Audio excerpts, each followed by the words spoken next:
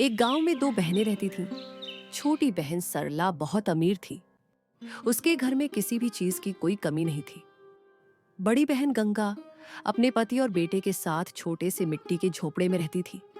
सरला को बेटा हुआ था तो उसने पूरे गांव को बुलाया था। सुबह सुबह सरला के घर चारों ओर चहल पहल थी। हर तरफ खुशियों का माहौल था। उसके घर के बाहर हलवाई बड़े बड़े बर्तनों में मिठाइयां तल रहे थे। कहीं सब्जी बन रही थी, कहीं लड्डू खीर पुलाव कचौरी तैयार हो रहे थे। सरला, धीरे धीरे मेहमान आ रहे हैं, पर तुम्हारी बड़ी बहन गंगा दीदी अभी तक आई नहीं। तुमने सबको बुलाया था ना? अरे हाँ हाँ, बुलाया है ना। आती ही होगी अपने परिवार के साथ। अच्छा सुनिए, आप यहाँ मुन्ना के पास बैठिए, मैं अभी आती हूँ। इतना कहकर सरला कमरे के बाहर चली गई। भला मैं गंगा को क्यों बुलाऊं? मेरी अमीर सहेलियों को पता चल गया कि मेरी बहन इतनी गरीब है, उसकी हालत देख तो मेरी नाक कट जाएगी। सुबह सुबह गांव की औरतें सजी धजी सरला के घर जा रही थीं। सड़क के किनारे से गुजरते हुए वो औरतें गंगा की झोपड़ी के पास पहुंची। गंगा उस वक्त अपनी झोपड़ी के बाहर झाड़ू लगा रही थी। अरे गंगा बहन, तू अब तक यहीं है? अपनी बहन के घर नहीं गई? तेरी बहन को तो बेटा हुआ है, तू तो मौसी बन गई रे। तुझे तो सबसे पहले पहुंचना चाहिए था। गंगा ये सुनकर हैरान हो गई। इस बारे में कुछ पता नहीं था, पर वो औरतों के सामने ऐसा दिखाने लगी जैसे उसे पहले से सब पता है। अरे हाँ हाँ बहन, मैं बस घर का काम खत्म कर रही हूँ, थोड़ी देर में मैं भी आती हूँ। अच्छा जल्दी कर लेना। सुना है सरला ने पूरे गांव को बुलाया है और बहुत बड़े बड़े स्वादिष्ट भोजन बनाने वाले हलवाई बुलाए गए हैं। हाँ हाँ बहन, ये तो बहुत खुशी की बात है। तुम लोग चलो, मैं भी आती हूँ। औरतों के वहां से जाते ही गंगा का चेहरा उतर गया। ये तो बहुत खुशी की बात है, पर मुझे तो इस बारे में कुछ पता ही नहीं था। मेरी छोटी बहन ने मुझे बताया तक नहीं। शायद वो बेचारी काम काज के चक्कर में भूल गई होगी, वरना ऐसा हो नहीं सकता है कि वो मुझे ना बुलाए।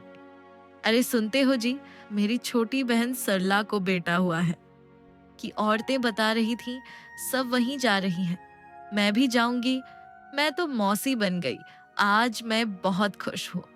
अरे, ये तो बहुत खुशी की बात है गंगा, पर सरला ने तुझे बुलाया नहीं है ना? बिना बुलाए वहां जाना सही नहीं होगा। तुम वहां मत जाना, लोग क्या कहेंगे? अरे वो बेचारी काम काज में भूल गई होगी। इतनी बड़ी खुशी की बात है, इन सब में किसे सब याद रहता है। माँ चलो ना, मैं भी जाऊंगा। मैं तो अब बड़ा भाई बन गया। मुझे भी अपने छोटे भाई को देखना है। सुनिए जी, आप चिंता मत करिए, हम दोनों आज जा रहे हैं। सरला के घर देखना, वो हमें देखकर बहुत खुश होगी। ठीक है, पर ज्यादा देर मत लगाना, मुझे खेत जाना है। मैं अब चलता हूँ। इतना कहकर गंगा का पति रमेश खेत जाने के लिए निकल गया, पर उसे गंगा का बिना बुलाए सरला के घर जाना ठीक नहीं लगा। इधर गंगा सोच में पड़ जाती है कि अपनी बहन के घर क्या तोहफा लेकर जाऊं। बहुत सोचने के बाद उसे कुछ याद आया। अभी तो हमारे पास देने के लिए ज्यादा कुछ नहीं है, पर मैंने अपने हाथों से एक स्वेटर बुना था। सोचा था जब सरला को बच्चा होगा तो उसे दूंगी। आज वही दिन आ गया। चलो बेटा, यही लेकर चलते हैं। हाँ माँ, ये तो बहुत प्यारा तोहफा है। मौसी को बहुत अच्छा लगेगा। गंगा अपने बेटे को लेकर धीरे धीरे सरला के घर की ओर चल पड़ती है। गंगा दिल की साफ और भोली भाली थी। उसे क्या पता था आज बिना बुलाए उसकी बहन के घर जाने से उसके साथ क्या होगा। उधर सरला अपने पति और छोटे बच्चे के साथ सज धज कर पूजा में बैठी थी। घर में बहुत भीड़ थी। गांव के बड़े बड़े लोग, रिश्तेदार और औरतें सब वहीं बैठे थे और पंडित जी मंत्र पढ़ रहे थे। थोड़ी देर बाद गंगा अपने बेटे का हाथ पकड़कर वहां पहुंची। उसने दरवाजे से ही अंदर झांका। गंगा हिम्मत करके बैठक तक पहुंची और वहीं पर ही रुककर मन ही मन सोचने लगी, इतने सारे मेहमान आए हैं, सब महंगे तोहफे लाए हैं, और मेरे पास तो बस अपने हाथों से बुना हुआ स्वेटर है। माँ चलो ना, अंदर चलो। देखो ना, मौसी छोटे भाई को लेकर बैठी है। थोड़ा रुक जा बेटा, मुझे कुछ ठीक नहीं लग रहा है। सारी औरतें अच्छी अच्छी साड़ी पहन कर आई है, सबने गहने पहन रखे हैं। उसी समय सरला की नजर दरवाजे की तरफ पड़ी। उसने देखा गंगा अपनी बेटे के साथ खड़ी है। पुरानी साड़ी पहने सरला चौंक गई। उसके चेहरे का रंग उतर गया। वो मन ही मन सोचने लगी, हे भगवान, ये गंगा यहाँ क्या कर रही है? बिना बुलाए यहाँ कैसे आ गई? मुझे कुछ करना होगा। सुनिए जी, मैं अभी आती हूँ, आप मुन्ना का ख्याल रखिएगा। अरे तुम पूजा के बीच में कहाँ जा रही हो अचानक? अरे वो, मुझे एक बहुत जरूरी काम याद आ गया है, बस थोड़ी देर में आती हूँ। इतना कहकर सरला धीरे से उठी और गंगा की तरफ बढ़ी। सरला बाहर आई तो गंगा ने मुस्कुराते हुए कहा, बधाई हो मेरी प्यारी बहन, तू माँ बन गई, मैं मौसी बन गई। भगवान करे तेरे लाल की उम्र लंबी हो। मैं आज बहुत खुश हूँ। अरे तू यहाँ कैसे आ गई? मैंने तो तुझे बुलाया भी नहीं था। अगर किसी को पता चल गया कि तू मेरी सगी बहन है तो समाज में मेरी नाक कट जाएगी। गंगा का चेहरा उतर गया। उसकी आंखों में आंसू आ गए। सरला ने थोड़ी नरमी दिखाते हुए कहा, देख, बुरा मत मानना बहन, मगर मैंने तुम्हें इसलिए नहीं बुलाया क्योंकि यहाँ गांव के बड़े बड़े घरों के लोग आए हैं। अगर उन्हें पता चल गया कि तू मेरी सगी बहन है, तेरी गरीबी देख के तो मेरी इज्जत मिट्टी में मिल जाएगी। आना ही था तो थोड़े ढंग के कपड़े पहन कर आती। मुझे माफ कर दे बहन, तू ठीक कह रही है। मैं तो बस बहुत खुश थी। मैं मौसी बन गई, इसलिए अपने आप को रोक नहीं पाई। देख, मैं तेरे मुन्ना के लिए अपने हाथों से बुना हुआ स्वेटर लेकर आई हूँ। ये तू रख ले बहन। अरे मेरे बच्चे के पास तो पहले से ही बहुत महंगे कपड़े हैं, क्या जरूरत थी ये ऊन का स्वेटर लाने की? जरा एक बार देख तो, लोग कितने सुंदर और महंगे तोहफे लेकर आए हैं।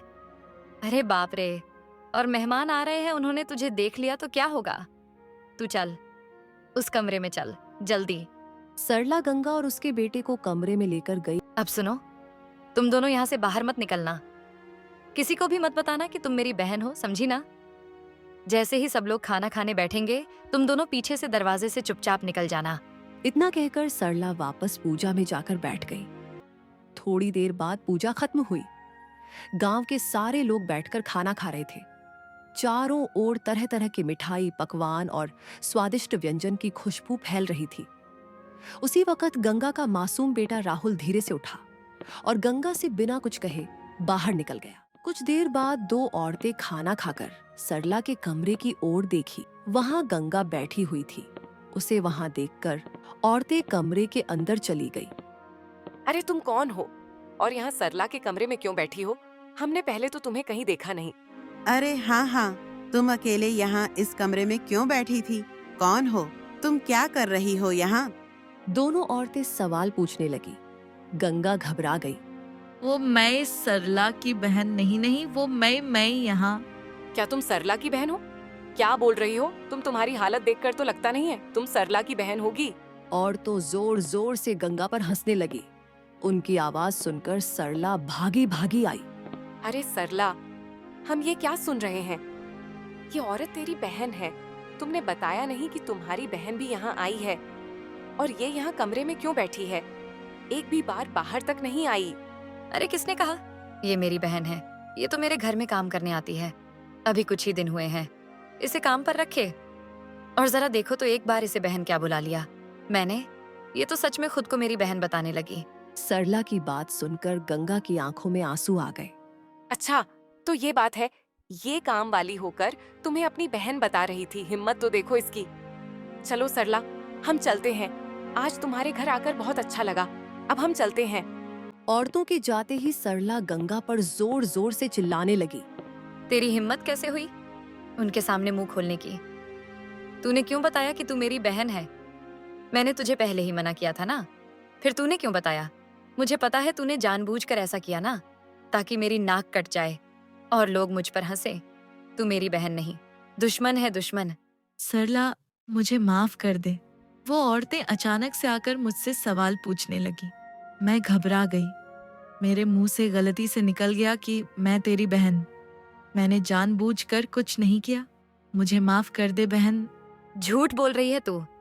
तूने सब जानबूझकर ही किया है। मेरे बच्चे के लिए आज कितना खास दिन था, तूने सब बर्बाद कर दिया। एक तो यहाँ बिना बुलाए आ गई और मेरी सहेलियों के सामने मेरी बेइज्जती कर रही थी। अब यहाँ से चली जा और फिर कभी अपनी शक्ल मत दिखाना। सरला के इस व्यवहार से गंगा का दिल आज पूरी तरह टूट गया। थोड़ी देर बाद तरला के घर कोई आया। अब कौन आया है इस वक्त? एक पल का भी चैन नहीं है। सरला दरवाजा खोलने गई तो देखा एक बूढ़ा आदमी बाहर खड़ा था। फटे पुराने मैले कपड़ों में, चेहरे पर थकान और पसीना था। क्या है, कौन हो तुम? दरवाजा क्यों पीट रहे हो? बेटी, मुझे बहुत प्यास लगी है। क्या तुम मुझे थोड़ा पानी दे सकती हो? मैं बहुत दूर गांव से आया हूँ। अरे जाओ जाओ, निकलो यहाँ से।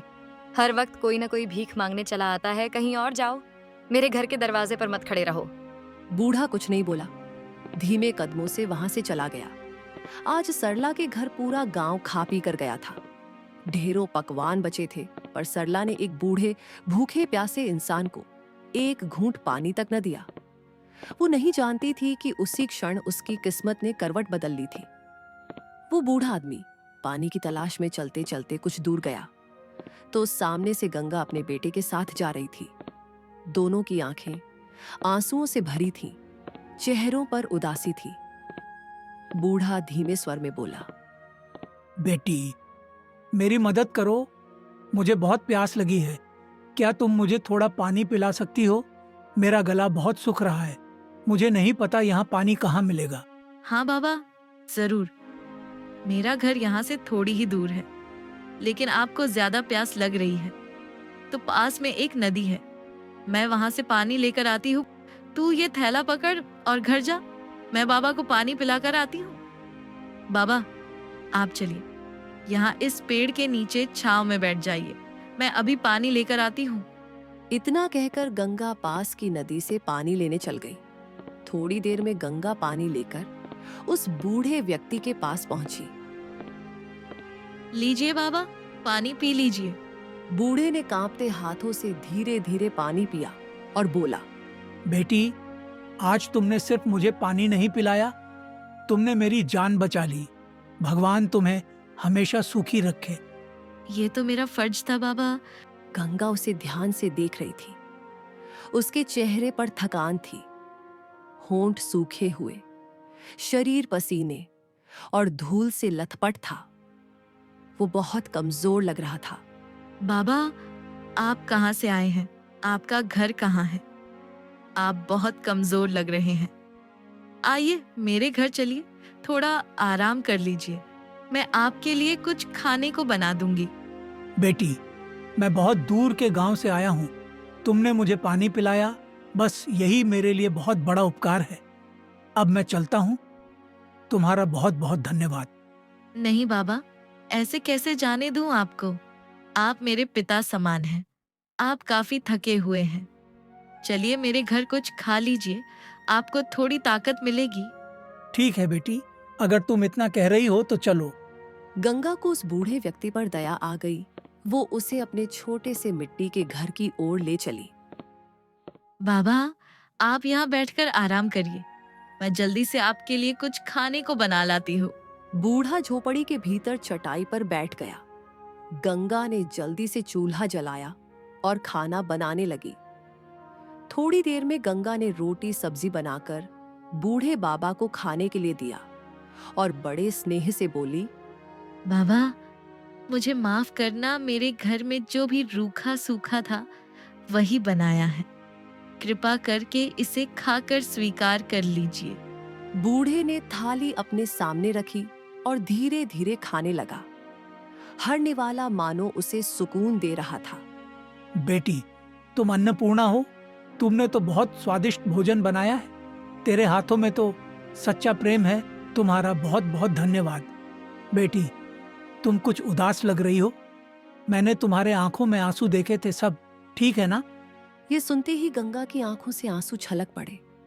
वो अपने दिल की सारी बातें बूढ़े बाबा को बताने लगी।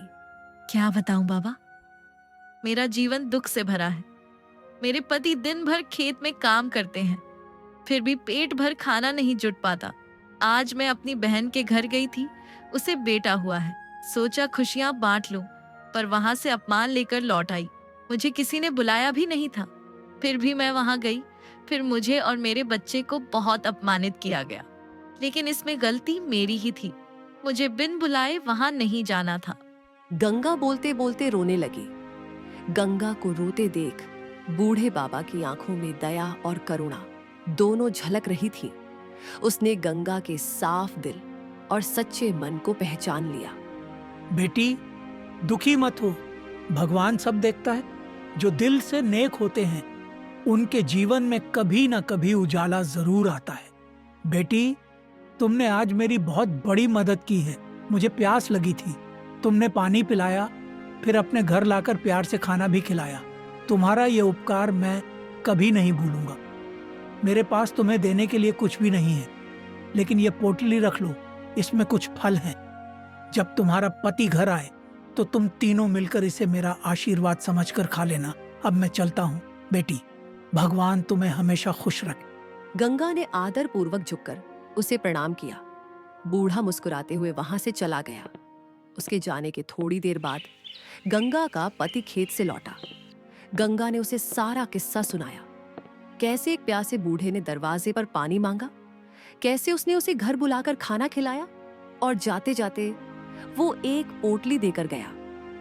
पति ने मुस्कुराते हुए कहा, तुमने बहुत अच्छा काम किया गंगा, यही तो असली पुण्य होता है। बाबा ने कहा था कि जब आप आओगे तो हम तीनों मिलकर ये फल खाएं, तो चलिए इसे खाते हैं। वो तीनों जमीन पर बिछे पुराने कपड़े पर बैठ गए। गंगा ने पोटली खोली।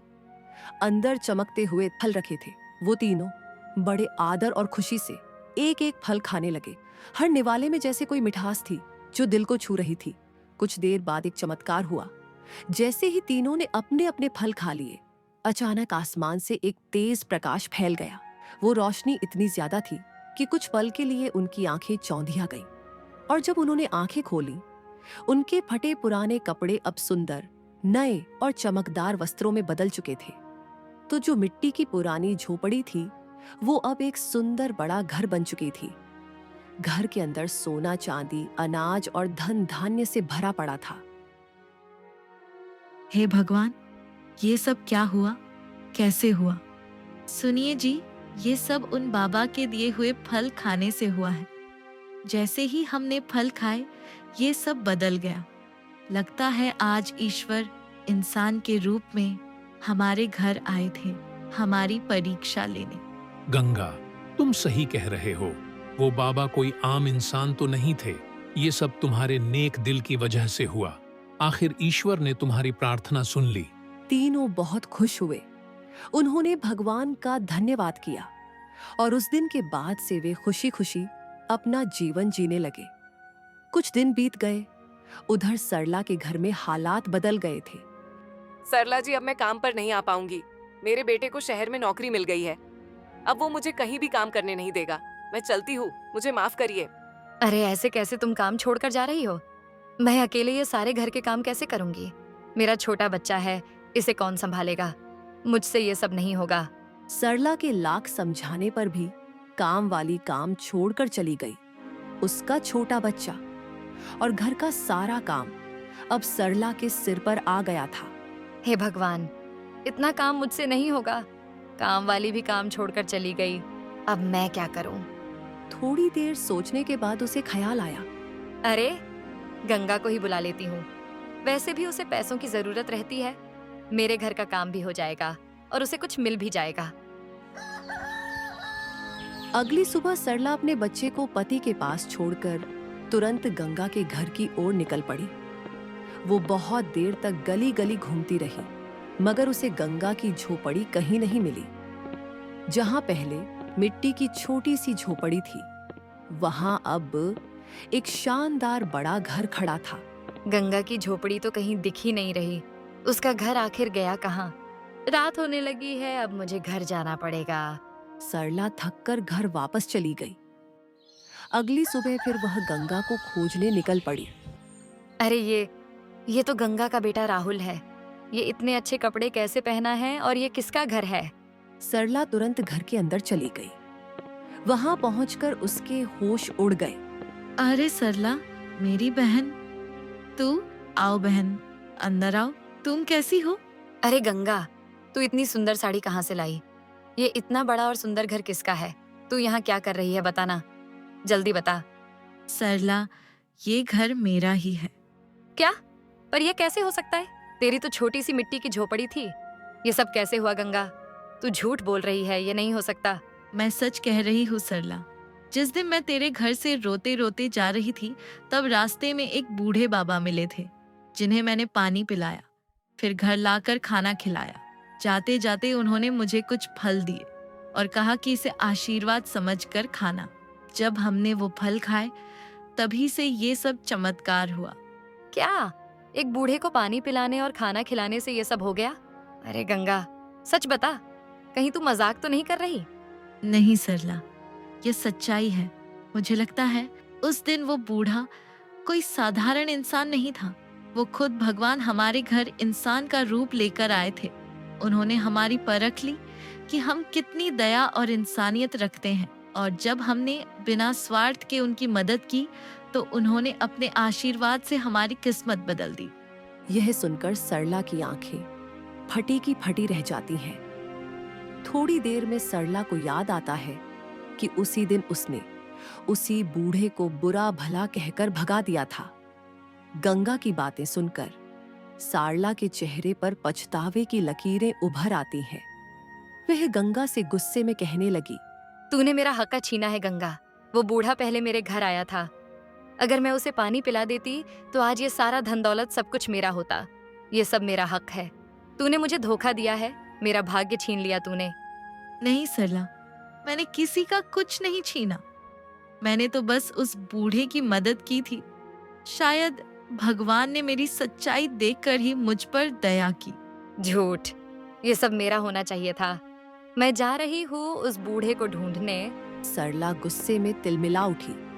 वह गंगा के घर से बाहर निकल गई और पूरे गांव में उस बूढ़े को ढूंढने लगी, मगर उसे वो बुजुर्ग कहीं नहीं मिला। थकी हारी सरला आखिर एक साधु बाबा के पास पहुंची और बोली, बाबा, मेरी बहन ने मेरा हक छीन लिया है। मुझे एक बूढ़े को ढूंढना है। सरला ने साधु बाबा को सारी बातें विस्तार से बताई। साधु बाबा शांत स्वर में बोले, बेटी, तू पहले से ही अमीर है, तुझे किसी चीज की कमी नहीं। तेरी बहन ने तो सिर्फ एक प्यासे को पानी पिलाया, भूखे को खाना खिलाया। उसने तेरा हक नहीं छीना। उसने तो अपने अच्छे कर्मों का फल पाया है। अरे तुम अपना मुंह बंद करो, वो सब मेरा ही हक था। मेरी बहन मुझसे छीन कर सब ले गई। मैं यहाँ तुमसे उस बूढ़े का पता पूछने आई थी, उस गंगा की तारीफ सुनने नहीं। और वैसे भी हमारे गांव में बहुत अच्छे अच्छे साधु बाबा हैं। मैं कहीं भी जाकर उस बूढ़े का पता लगा लूंगी। मेरे पास बहुत पैसा है। सरला ने बाबा को बुरा भला कहना शुरू कर दिया। साधु बाबा ने उसकी ओर देखा। उनकी आंखों में गुस्सा झलक रहा था। अरे मूर्ख स्त्री, तू अपने घमंड और जलन में अंधी हो गई है। तुझे अपनी ही बहन से इतनी जलन क्यों हो रही है? तेरे पास धन दौलत रुपया पैसा किसी भी चीज की कोई कमी नहीं है। आज तक किसी ने मुझसे इस तरह बात नहीं की, और तू मेरा अपमान करेगी। तेरी इतनी मजाल, अब तुझे तेरे अहंकार का फल भुगतना होगा। जा, मैं तुझे श्राप देता हूँ। बाबा उसे श्राप देने ही वाले थे कि तभी वहां गंगा दौड़ी दौड़ी आई। बाबा, इसे श्राप मत दीजिए। ये मेरी बहन है। इसका एक छोटा बच्चा है। अगर इसे कुछ हुआ तो इसके बच्चे का क्या होगा? कृपया इसे माफ कर दीजिए बाबा। मैं आपसे हाथ जोड़कर विनती करती हूँ बाबा, इससे गलती हो गई। आप इसकी बातों को दिल पर मत लगाइए। हाँ बाबा, मुझे माफ कर दीजिए। मैंने आपको गुस्से में आकर बुरा भला कह दिया। मुझे माफ कर दीजिए। मैं लालच में अंधी हो गई थी। जिस बहन का सब कुछ छीनने के लिए मैं आपके पास आई, आज उसी ने आकर मुझे श्राप मिलने से बचाया। बेटी, तू तो सच में देवी है। तेरे हृदय में कोई द्वेष नहीं, सिर्फ प्रेम है। तेरे जैसे लोग ही इस संसार में बहुत कम हैं। तेरा मुंह देखकर मैं इसे माफ कर रहा हूँ। सरला ये सब देखकर सन्न रह गई। उसकी आंखों से आंसू बहने लगे। उसे एहसास हुआ कि जिस बहन से वह ईर्ष्या कर रही थी, वही उसकी सबसे अपनी है। वह रोते हुए गंगा के पैरों में गिर पड़ी। मुझे माफ कर दो बहन, मैं अंधी हो गई थी। मैंने हमेशा तुझे नीचा दिखाया, तेरा धन देखकर तुझसे जलन की, पर तूने तो मेरे लिए दया मांगी। तूने सही समय पर आकर मुझे श्राप से बचा लिया। कोई बात नहीं, मेरी बहन, तुझे तेरी गलती का एहसास हो गया, यही मेरे लिए बहुत है। अब ये सब भूलकर हम एक नई शुरुआत करेंगे। पर तू यहाँ कैसे आई बहन? जब तू घर से गुस्से में निकली तब मुझे लगा कि तू कोई गलती ना कर बैठे, इसलिए मैं तेरे पीछे पीछे आई। तू महान है मेरी प्यारी बहन, मुझे माफ कर दे। अब मैं जिंदगी भर तेरी एहसानमंद रहूंगी। सरला और गंगा हंसती खिलखिलाती घर की ओर निकल गए। दीदी, जीजा जी, मुझे माफ कर दीजिए। आज मैं अपनी सारी गलतियों के लिए दिल से आपसे माफी मांगती हूँ। मैं बहुत शर्मिंदा हूँ, मुझे माफ कर दीजिए। हमने तुझे माफ कर दिया है सरला, अब तू दुखी मत हो। अब हम सब खुशी खुशी साथ मिलकर रहेंगे। ये हमारी जिंदगी की नई शुरुआत है। हाँ बहन, तू सही कह रही है। अब हम एक नई शुरुआत करेंगे। इतने सालों से जो हमारे बीच मेरे ही कारण दूरी आई थी, अब वो सारी दूरियां मैं मिटा दूंगी। अब हम हमेशा साथ खुश रहेंगे।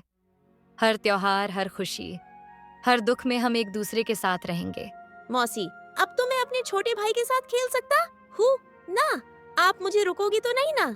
हाँ मेरा बच्चा, अब तुझे मैं तेरे भाई से कभी अलग नहीं करूंगी। तू जितना मर्जी अपने छोटे भाई के साथ खेलना। दोनों बहनों के दिलों में प्यार और सच्ची खुशी फिर से लौट आई। अब वे सब मिलकर साथ साथ रहने लगे। उनके घर में खुशियां छा गई। गंगा ने अपने कर्मों से दिखा दिया कि जब दिल साफ होता है तो भगवान खुद चमत्कार कर देते हैं। और सरला ने भी यह समझ लिया कि दूसरों की खुशियों से जलने के बजाय अगर हम अपने दिल को साफ रखें तो भगवान हमारे जीवन में भी सुख और शांति भर देते हैं।